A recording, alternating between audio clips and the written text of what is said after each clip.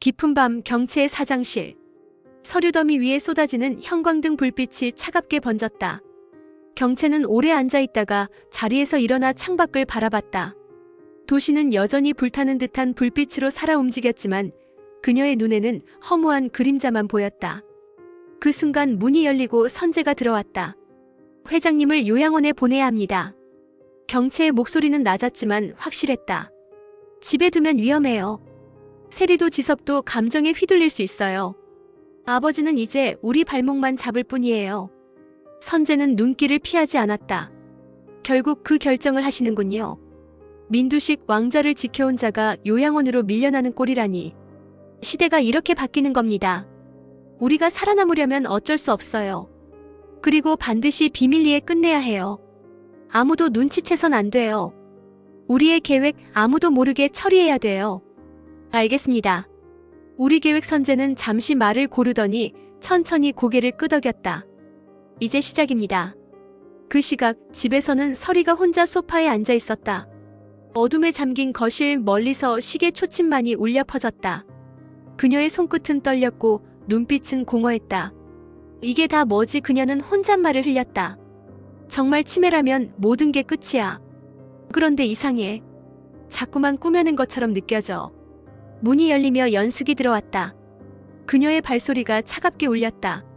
선재, 그 인간 지금 무슨 짓을 꾸미고 있는 줄 알아? 분명 민두식을 요양원에 쳐넣을 방법을 찾고 있을 거야. 서리는 놀란 눈빛으로 연숙을 바라봤다. 뭐라고요? 그럼 우리가 설계한 판을 먼저 가져가겠다는 거예요? 연숙은 주저하지 않았다. 그래. 우리가 힘들게 올려놓은 판을 그놈들이 가로채려는 거야. 우리가 멈추면 모든 걸 잃어. 서리는 숨을 몰아쉬며 고개를 숙였다. 경채와 선재, 그 둘이 점점 더 신경 쓰여. 경채의 사장실로 돌아가면 불 꺼진 공간에서 그녀는 홀로 앉아 거울을 응시하고 있었다. 거울 속 자신의 얼굴을 보며 속삭였다. 내가 회장직에 오르고 루시아 그 여자도 집에서 치워버리면 이제 완벽한 해피엔딩이지. 민강유통, 민경채. 내가 주인이 돼야 해. 그녀의 얼굴에는 승리의 확신이 드리웠지만 동시에 알 수 없는 불안이 파도처럼 밀려들고 있었다. 늦은 밤 두식의 침실. 문이 천천히 열리고 선재가 들어왔다. 방 안은 정적에 잠겨 있었고 침대 위에 두식은 멍한 눈빛으로 천장을 응시하고 있었다. 선재는 발걸음을 멈추지 않고 그의 곁으로 다가갔다. 회장님, 이제 곧 요양원으로 가실 겁니다. 하지만 그 전에 충고 하나 드리죠. 두식은 반응하지 않았다. 그러나 선재는 몸을 숙여 귓가에 속삭였다. 조금이라도 정신이 있을 때 그냥 혀를 깨물고 저 세상으로 가세요. 앞으로 닥칠 비극을 피할 수 있는 길은 그것뿐입니다. 방 안의 공기가 얼어붙었다. 순간 두식의 눈동자가 흔들리며 또렷해졌다. 짧고 강한 목소리가 터져나왔다. 날 그렇게 쉽게 보내줄 것 같으냐? 선재의 눈이 커졌다. 숨이 막히듯 멈춰섰다. 뭐라고 하셨습니까? 그러나 두식의 눈빛은 이내 다시 흐릿하게 가라앉았다. 그의 입술에서 힘없이 흘러나온 건 단 한마디였다. 죽죠. 선재는 서늘한 미소를 지으며 뒤로 물러났다. 하지만 그의 등줄기를 타고 식은땀이 흘러내리고 있었다. 다음 날 아침 민강유통 본사 이사회실. 커다란 테이블을 중심으로 가족들이 하나둘 자리를 메우고 있었다. 공기는 무겁게 내려앉아 있었다. 먼저 입을 연 사람은 지섭이었다. 그의 얼굴은 밤새 뜬 눈으로 지새운 듯 퀭했다. 아무리 봐도 아버지, 치매가 맞는 것 같아. 그 사건 다들 들었잖아. 설의 머리에 죽을 쏟은 일, 이건 그냥 실수가 아니야. 옆에 있던 세리가 불안하게 중얼거렸다. 아빠, 치매 걸린 거야? 우리 아빠 이제 예전 같지 않아. 모두가 술렁였다. 그러나 경채는 흔들림 없는 표정으로 탁자 위에 손을 올렸다. 치매든 아니든 중요한 건 하나야. 아버지가 지금 이 회사와 집안을 이끌 수 없다는 사실이지. 더 늦기 전에 결정을 내려야 해. 자경이 경직된 얼굴로 고개를 저었다. 결정이라니 설마 요양원 얘기를 하는 거야? 경채는 그녀를 똑바로 바라봤다. 그래. 요양원으로 보내야 해. 집안에서 이런 꼴을 더 이상 볼 수 없어. 순간 지섭이 벌떡 일어나 손바닥으로 탁자를 내리쳤다. 그건 절대 안 돼. 아버지를 요양원에 넣는 건 자식된 도리가 아니야. 선재가 입을 열었다. 지금은 도리가 아니라 생존의 문제입니다. 방치하다간 경영도 가정도 무너집니다. 말이 오가는 순간 서리가 문을 열고 들어왔다. 그녀의 눈빛은 흔들리고 있었지만 목소리는 또렷했다. 그렇게 쉽게 결정을 내리지 마세요. 민두식은 함부로 가둘 사람이 아니에요.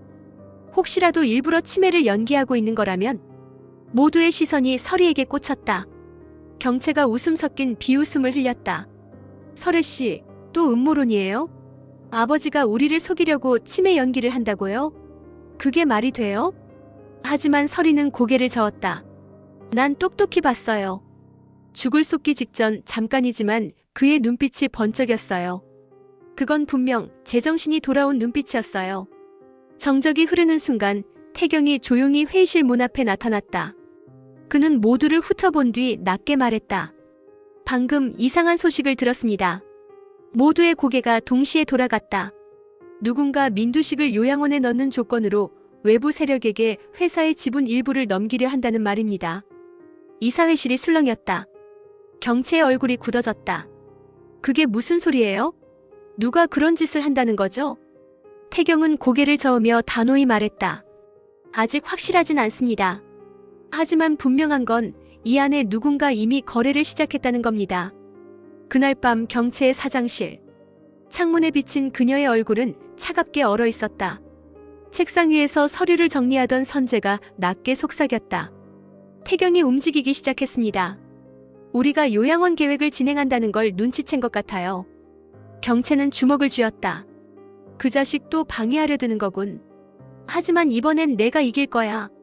아버지를 요양원에 보내고 루시아도 집에서 쫓아내. 그렇게만 되면 모든 게 내 것이야. 선재가 고개를 끄덕였지만 그의 눈빛은 어딘가 섬뜩하게 빛나고 있었다. 이튿날 새벽 2시의 침실.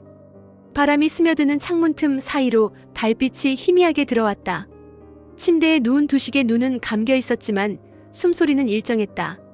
선재가 천천히 다가가 다시 속삭였다. 회장님, 마지막 경고입니다. 조금이라도 정신이 있을 때 혀를 깨물고 저 세상으로 가세요. 그래야만 남은 수치와 모욕을 피할 수 있습니다. 그 순간 두식의 손이 미세하게 떨리더니 선재의 손목을 붙잡았다. 놀란 선재가 몸을 움찔했다. 그리고 들려온 쉰 목소리. 날 그렇게 쉽게 보낼 수 있다고 생각하지 마라. 순간 선재의 온몸에 소름이 돋았다.